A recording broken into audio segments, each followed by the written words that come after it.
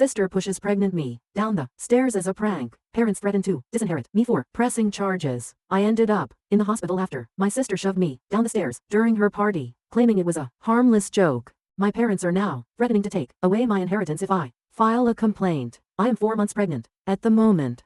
28F. For the past 2 years, Newton, my spouse, and I have been attempting to conceive. To be honest, there were times when we thought we might not make it. The wait seemed to go on forever. Then somewhat unexpectedly, we learned what I was expecting.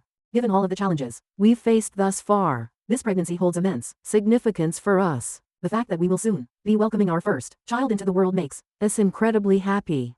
Newton and I decided to be extra careful this time because of had miscarriages in the past.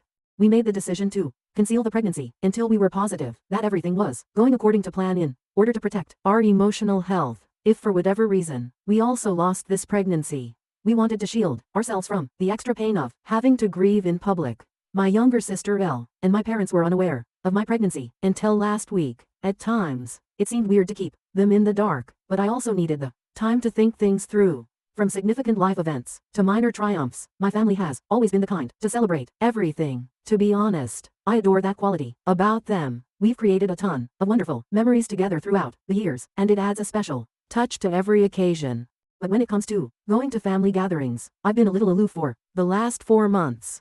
Given how emotionally taxing the pregnancy was, I simply needed more time. For me, however, my younger sister Elle was ecstatic when she received a promotion at work last year. Elle's ideal wedding was meant to take place, but at the last minute, everything went wrong. Her ex cheated on her with one of his co-workers at his bachelor party the night before the wedding. The groom didn't even have the grace to show up and speak to Elle on the day of the wedding. Rather, one of his buddies arrived to break the heartbreaking news that he had made the decision to completely cancel his participation in the wedding. The entire scenario was really embarrassing, and our entire family was startled. It was meant to be one of the most joyful days of her life, and we had spent a lot of time getting ready for it.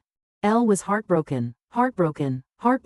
All of her hopes and excitement for her future with this man had been dashed in such a public and harsh manner. Elle immersed herself into her career after that. She used it as a coping mechanism to keep herself occupied and diverted from the pain.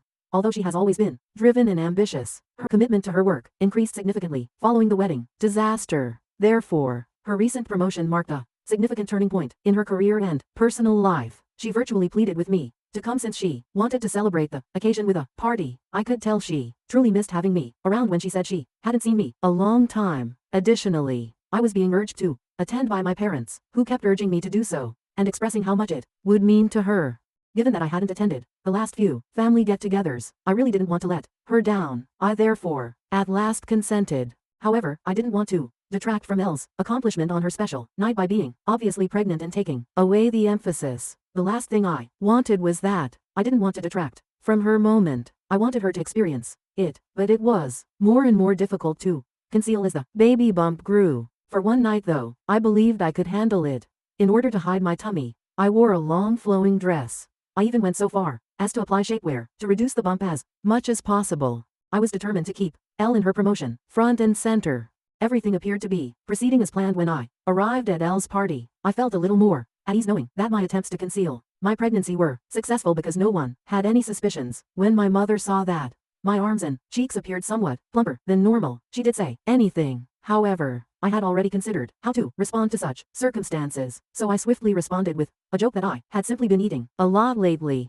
To be honest, I was relieved that they were less likely to detect the truth about my pregnancy and more likely to believe that I was simply putting on weight. For now, that seemed like the safer course of action. As the evening wore on, I became more and more aware of how uncomfortable I was. The celebration seemed to go on forever, and I'm not used to staying up late anymore. Newton, my husband, arrived at the party right from work and was enjoying himself. I was grateful that he continued to periodically check in with me to make sure I was doing okay. Elle and the rest of my family were having a great time. In the meantime, they were having a great time dancing in the backyard and doing shots. Seeing Elle so joyful and carefree, especially after everything she's been through, made me glad. However, I began to feel nauseous, most likely due to the heat of the evening and all the greasy food. I slipped inside and found a peaceful seat on the couch after deciding I needed to escape the boisterous dancing and loud music. At that moment, my only true desire was to get home, raise my feet, possibly massage my legs, get into bed, and read on my Kindle for a little while. I briefly closed my eyes in an attempt to relax and collect myself. My Aunt Mia sat down beside me at that moment. Wake me up. I had fallen asleep without even realizing it. Without providing a reason, I shook my head when she offered me a glass of wine. She went on to say that I looked pregnant and that my face was nearly glowing the entire evening. I froze, unsure of how to respond. Aunt Mia is no fool, so I tried to shrug it off. Avoiding eye contact and feeling uncomfortable, she asked me directly, "Are you really pregnant?" As her eyes widened, in shock, despite my inner panic, I made an effort to remain calm, in an attempt to divert her attention. I shook my head, but Aunt Mia put her hands on my stomach and her eyes brightened with total conviction. "Oh my God, darling, you are pregnant," she cried. She chuckled and drew me into an embrace. I was a little alarmed and practically begged her not to tell anyone just yet, because I didn't think the time was perfect to make the announcement. However, Aunt Mia dismissed my worries. She reminded me that everyone had been eagerly anticipating this time, hoping that I would become pregnant, and demanded that the family should be informed of this wonderful news. Aunt Mia smiled at me, held my face in her hands, and reminded me that it was a family night even though I told her it was Elle's night. She told me not to overthink it and that, because everyone had come together, it was the ideal moment to share. Everyone was still dancing and partying when Aunt Mia got up and went outside before I could stop her. As I saw her, my heart fell. Aunt Mia captured everyone's interest with all the zeal in the world, without wasting a beat. She pointed at me and told everyone that I was pregnant, after telling them she had some important news to deliver. There was a moment of stillness while everyone processed Aunt Mia's words. Then everyone in the party burst out. My relatives hurried over to me, around me with congratulations, shouts and hugs. They were ecstatic, giving me a tight hug while crying and expressing their excitement for Newton and me. They were naturally thrilled to hear the news because they were all aware of my past miscarriages. My parents were so emotional that they were crying. In celebration of this new chapter in our lives, many congratulated Newton and gave him hugs as well. I definitely didn't want to reveal my pregnancy in this way. I had imagined a more private, intimate event, something modest and unique, something I could share with my family when I was ready. At a gathering that was supposed to be all about Elle, I had instead been dragged into the spotlight. I saw her standing off to the side at that point, smiling as best she could, but obviously feeling uncomfortable. She avoided making eye contact with me and wasn't participating in the festivities. I was overcome with remorse because I had worked so hard to stay out of situations like these. I approached her and apologized for Aunt Mia's disclosure of my pregnancy. Elle inhaled deeply and inquired as to why I hadn't before disclosed my pregnancy. I clarified that I had intended to make the announcement a few weeks later, when I was more at ease and prepared to do so. She pursed her lips, shook her head and murmured, "Whatever, I suppose, was granted." I was surprised by her response, and her comments hurt. I attempted to reason with her, but Elle didn't seem interested in having a conversation. She moved away after taking a sip of her wine and stopped focusing on me. Overwhelming advice from friends and family on being a first-time parent consumed the remainder of the evening. Everyone appeared excited to share their experiences and advice. Elle, meantime, continued to glare at me from the other side of the room as though I was somehow to blame for everything. I felt much more guilty and uneasy after her response. I had an overwhelming want to go to the bathroom. At one point, I stood up and went to the guest bathroom, but it was completely packed. I went upstairs to use the restroom in the main bedroom because I felt like my bladder was going to explode. I went to the bathroom to relieve myself, and when I came out, Elle was waiting for me outside. She appeared inebriated. Sensing the awkwardness between us, I tried to apologize again, with an awkward smile. Elle didn't appear to get any softer. Rather, she simply rolled her eyes and inquired, "Are you truly expecting?" There was a hint of suspicion in her voice, and her tone was almost contemptuous. "Of course I am," I said, looking at her, while reflexively touching my tummy. "Why would I tell a falsehood?" Went on to add that everything was extremely strange, particularly since I hadn't even told our mother, with whom I often spoke daily, that I was pregnant. I was becoming annoyed by her incessant interrogation. I attempted to reiterate my justifications, in the hopes that she would realize that I had made the decision to keep it a secret. I was shocked by Elle's insensitivity when she said, in a callous tone that pierced my heart, "Maybe this pregnancy will also end in miscarriage, just like your previous ones." How could she have said such a disgusting thing about my child? I screamed at her, my voice shaking with fury and hurt. "How dare you say such a thing? Even though I've apologized multiple times tonight, your remarks were inappropriate." My voice reverberated in exasperation. Elle retorted that she was upset that I had taken away her attention, particularly considering everything that had happened to her the previous year.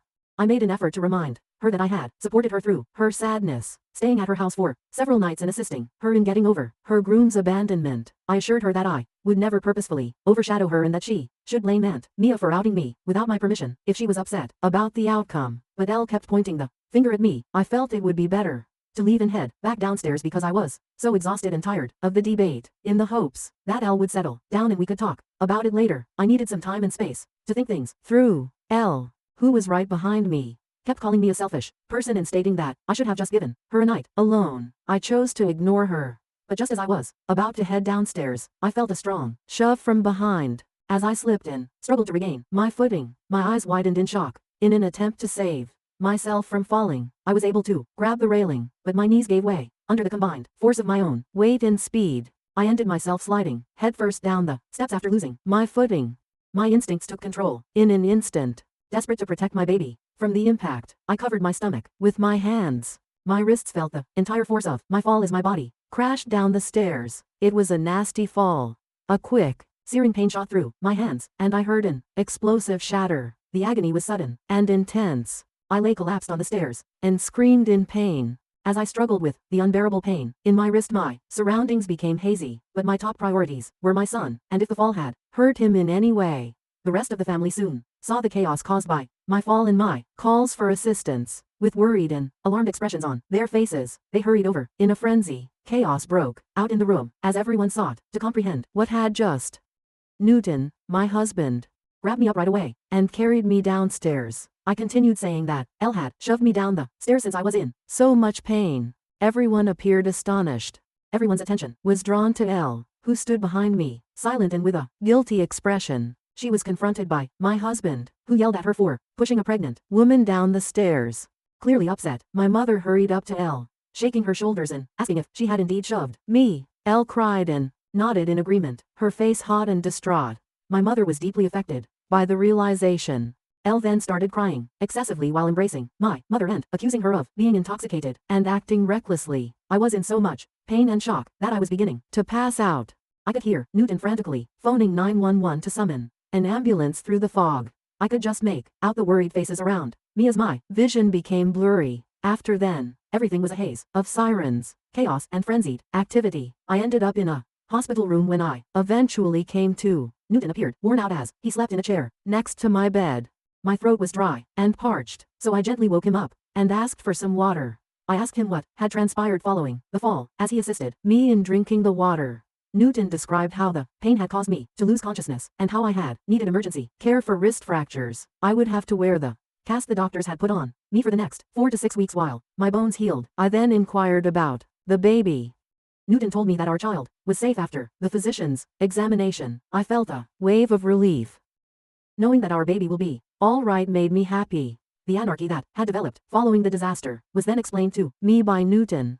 Elle's family was so upset with her that they attempted to have her arrested. But the cops had only been able to get statements from the witnesses because I was unconscious before they could file any charges. They still needed my formal statement. Newton grasped my hands and emphasized the need for me to report my sister's behavior and put aside my feelings for her. He was adamant, saying that, considering my condition, there was no excuse for her to shove me down the steps. Still in shock, I shook my head. It was nearly impossible for me to comprehend how Elle could have done something so damaging. Although my wrists hurt physically, I could not handle the emotional toll of knowing that my own sister was capable of such harmful behavior. I wanted to talk to Elle first. I told Newton I had to know had made her do such horrible things. In order to get an explanation, or at least an apology, I needed to speak with her directly. Newton gave me his phone and dialed her number. I asked my sister directly why she had done what she had done when she responded. Elle let out a long sigh, as though the words were hard to release, and then he opened up. In a bitter tone she uttered, "To be honest, I'm just so sick of you being the center of attention in our family. You have a husband now, you're pregnant, you get to have everything in your...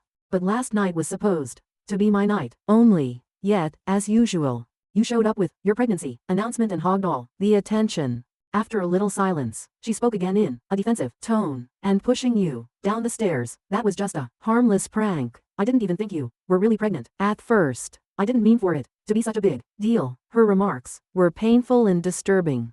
It was unbelievable to me that she would put my life in jeopardy pushing me down the stairs because she didn't want to trust me. Before I could respond, Elle added, I've been through a lot with my failed engagement, and for you to just show up and rub your happiness in my face was just too much. Next time, I'm sure you'll think twice before trying to overshadow me again. Her answer left me in a state of shock. She was essentially blaming me for her actions and showed no remorse at all. She hadn't even shown regret once. Elle handed the phone to my mother, who had been listening on the other end, and she inquired about my well-being. I was unaware that my sister and my parents were still present. I informed her that I had suffered a fracture to my wrist, but that both I and my infant were doing well. After the party, my mom told me that she, Dad and Elle had spent the entire night at Elle's house because they were all concerned about me. I sneered and said that instead of staying with my sister, they might have waited for me at the hospital if they were that concerned. My mom went on to say that she and Dad had been speaking with Elle, and that they both thought she hadn't been feeling well since last night, despite what other people were telling me. She insisted that I not report my sister to the police because it was only a foolish drunken error. I was taken aback by my mother's request. In an attempt to understand the situation, I questioned, why are you defending Elle when she hasn't even apologized to me? With a heavy sigh, my mother said that Elle was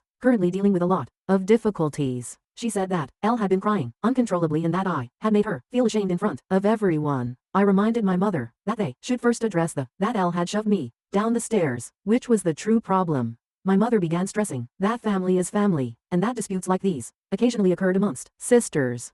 Although it was true that Elle had never done anything like this before, she pointed out that this did not justify her current actions. My mother said that it wasn't worth filing a lawsuit for a broken wrist, and pledged to work with Dad to ensure that this doesn't happen again. My annoyance peaked. I adamantly said that I had been unsure of what to do before I phoned her, but I had already made my mind after speaking with Elle. A lesson had to be given to her. My mother, who was becoming more and more agitated, pleaded with me to think again before bringing charges against Elle, warning that doing so may ruin his career. I informed her that, right now, I couldn't give a damn about it. My mother made a last-ditch effort to persuade me to bring charges against Elle by threatening to disinherit me if I did. She contended that it would impact Elle for the rest of her life and create a lasting record. I was stunned by her threat, but I refused to back down. I proceeded to pursue a complaint against my sister after the phone call.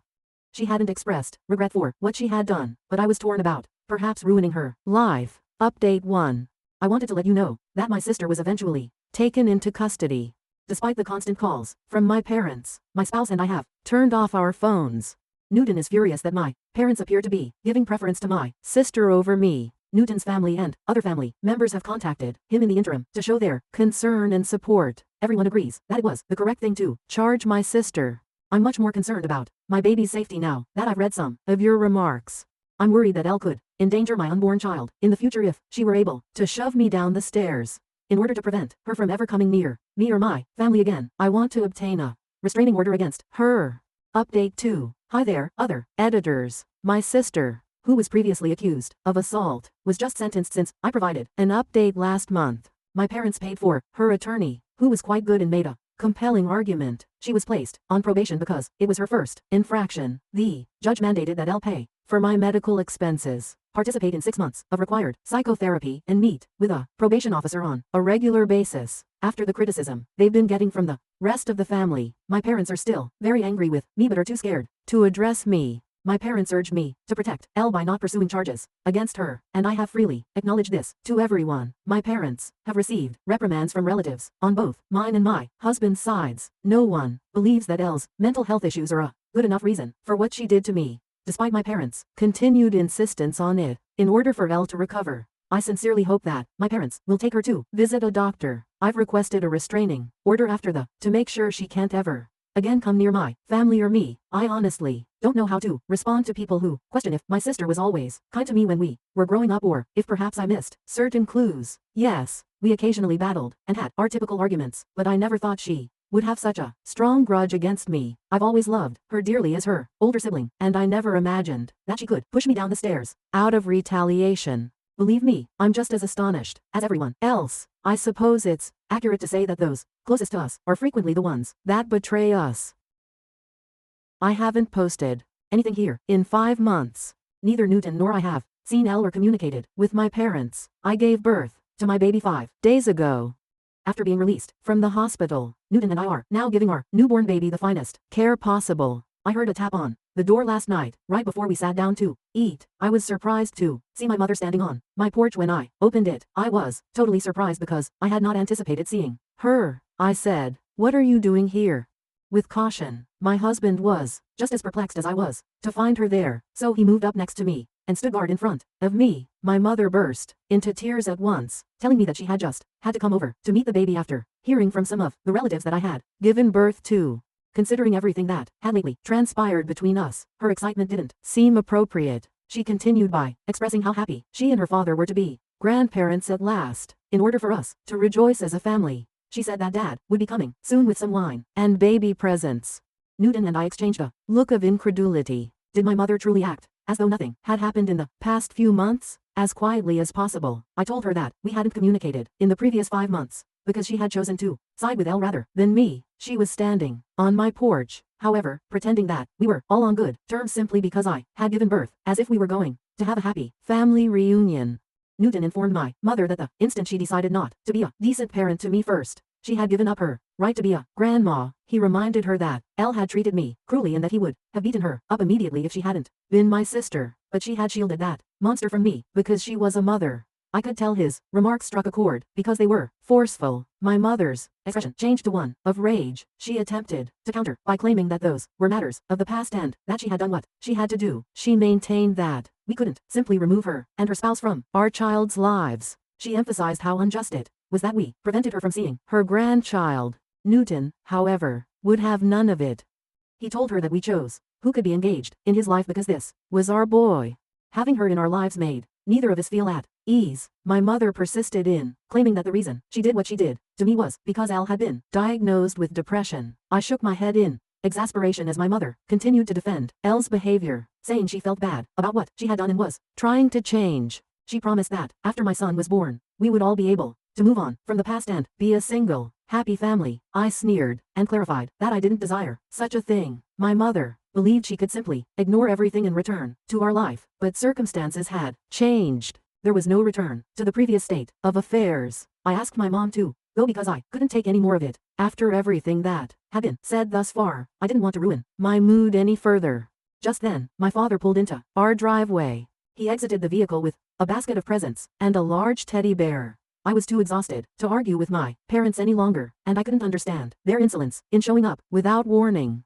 Fortunately, Newton intervened and told me to return inside and rest. He promised to deal with them and resolve the issue. I reluctantly allowed him to. I could still hear their words coming through the door as I made my way back inside. Newton's refusal to let them both in almost immediately sparked the uproar. Because he was family, my dad insisted repeatedly that he had every right to see me and the baby. My normally composed hubby lost his temper. If they didn't leave our land right away, he threatened to contact the police. Naturally, my dad persisted in arguing and insisted on leaving the baby presents behind, as though it would somehow make up for everything. Newton, meanwhile, was adamantly against taking anything from them. He made it clear to them that we did not accept their presents and that we would also obtain a restraining order against them if they ever revealed their identities again. His response clearly shook my parents. After everything, especially with a baby now involved, I suppose they thought they could just waltz back into our lives. I was pleased with my husband's handling of the matter. After our conversation today, Newton and I have decided to put cameras throughout the house as a precaution. I wish to never again see my parents. Thank you for watching. If you haven't subscribed yet, please do so and hit the notification bell to stay updated with more shocking real-life stories happening around you.